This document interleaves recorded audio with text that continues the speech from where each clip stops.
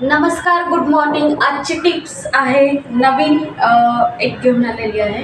बायोडेटामध्ये कधीही तुमचं एज्युकेशन वरती येऊ देऊ नका। जेव्हा तुमचा एक्सपिरियन्स लेवल जिथे ज्या ज्या कंपन्यांमध्ये तुम्ही काम केलेलं आहे त्याच्यानंतर तुमचं एज्युकेशन क्वालिफिकेशन येऊ द्या।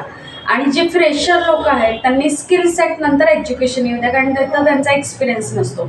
जे लोक काम करतात एक्सपिरियन्स आहे तिथं पहिल्यांदा तुमची कंपनी और काय काम केले ते बघितलं जातं आणि एज्युकेशन हा पार्ट त्याच्या खाली येतो। शॉर्टलिस्टिंग करताना पण तसंच चेक केलं जातं, तर हा पार्ट नंतर ना आला पाहिजे।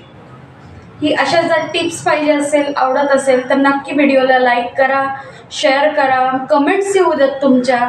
ॲक्टिव्ह लोक आहात की नाहीत तुम्ही इन्स्टावरती हे कळत नाही आहे, आवडतं का नाही हेही मला कळत नाही आहे। जर असं तुम्हाला जर अशा टिप्स आवडत असेल तर तुम्ही नक्की मेन्शन करा, म्हणजे मी अजून असे व्हिडिओ बनवेन तुमच्यासाठी। Thank you, thanks a lot.